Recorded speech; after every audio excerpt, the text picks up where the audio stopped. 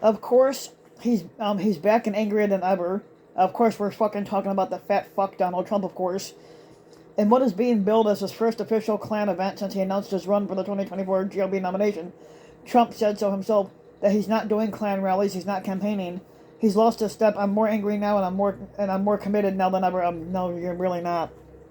He was referring to the fact that most of the media had been commenting on his lackluster performance ever since that boring announcement Klan speech that he gave more than 2 months ago. The growing consensus is that he's lost a step. So when he scheduled two small Klan events this past weekend, one in New Hampshire at the annual GOP meeting, and then at South Carolina's Capitol building, and those two crowds only drew about 400 people each. It reinforced that assumption. Now, gone are the days when he would land in a shiny Trump jet, Air Force One, to rapturous crowds numbering about 1,000 people. Now he's just another Republican squatter, hopeful, hanging around dinners and glad handling the local officials. His Klan speeches in these two early voting states were vintage Trump rants, including what we refer to as what we dub as greatest hits. He even did the tired riff on how windmills are killing all the birds, adding a flourish that they're also killing planes and oceans, which is a bit fucking baffling, but he complained about the border, of course. Even when reprising the line about how they're sending murderers and rapists and Bragg, did he come up with the word caravan to fearmonger about people seeking asylum. He rambled on about renegotiating the debt with China, making no more sense today on that subject than he did back in 2016. And Trump's clearly been working on new material as well. He complained about mandatory stoves, and he gave an especially tart riff on electric cars that are sure to throw his fan, Elon Musk, to no fucking end. The cars go for like 2 hours. What are you going to do? Everyone's going to be sitting on the highway, and we're all going to be looking for a plug-in. Does anybody have a plug-in? My car just stopped. I've been driving for an hour and 51 minutes. It's fucking ridiculous. And that would be his update of the hard-to-flush toilet line that people just laughed at so much in the 2020. And this new one's probably not going to make it into the act either. Trump was all in on the latest culture war obsession, thundering, "We're going to stop the radical left wing."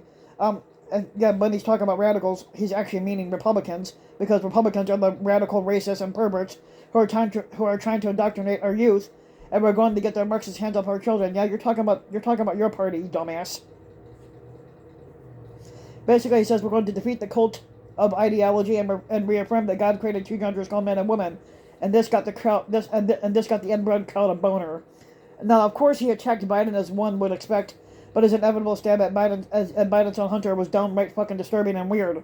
He went on about the witch hunts against him for some time, and deployed the new House GOP jargon, weaponization of government, to declare that he plans to finally drain the swamp, which he never did in the first place, and fire massive numbers of federal employees when he takes office to ensure that this can never happen again. He whined about the Mar-a-Lago warrant, claiming that the National Archives are a radical left agency, which they're not, and this is the usual bullshit that he likes to spew. Now, the most disturbing moment, as is so often the case with Trump's campaign speeches, or as I like to call them, Klan speeches, are his discussions of foreign policy and national security, which are two things he failed on when he squatted in the White House. Now, in the days before these two Klan speeches, he posted a video in which he said that Biden is starting World War III, which is not true in that case, and promising to build an impenetrable dome to protect America from nuclear war if elected squatter again. Trump has repeatedly said that the Russian President Vladimir Putin would never have invaded Ukraine had he remained in office. Yeah, he would have. He insisted that he could simply pick up the phone and solve the conflict in 24 hours, which he was never able to do. Which raises the question of why he didn't do it in the first place. His delusional, grandiose belief in his international acumen remains intact, despite the dozens of reports since he's left office. Now, even some of his closest aides and allies said that he was even more of an embarrassment and a dangerous dolt than we could ever see while he was squatting in the White House.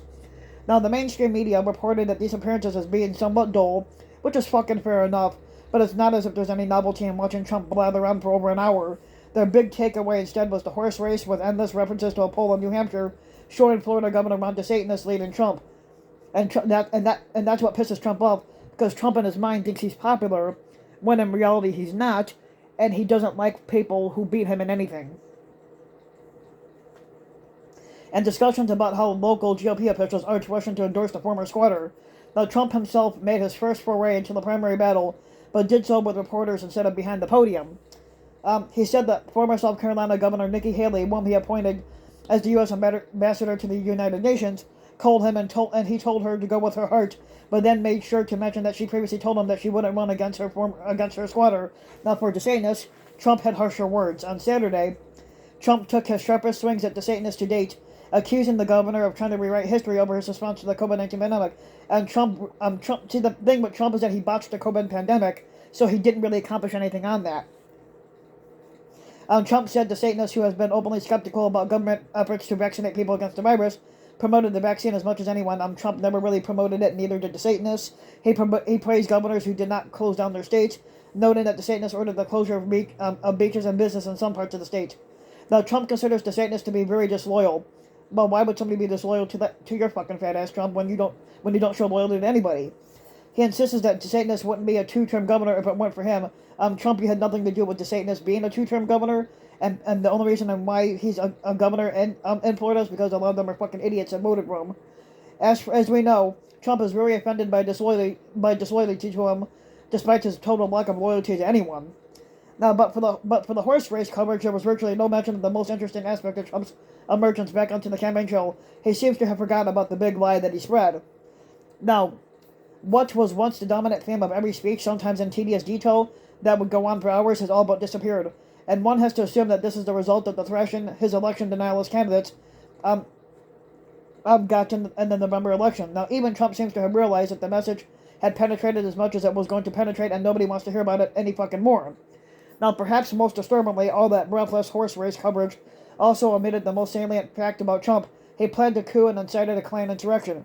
But it doesn't appear that the media considers that to be particularly relevant to his candidacy, which is a stunning development. But how quickly they have decided that today Donald Trump is just another fat fuck Republican standing in front of a crowd asking them to love him, which nobody does.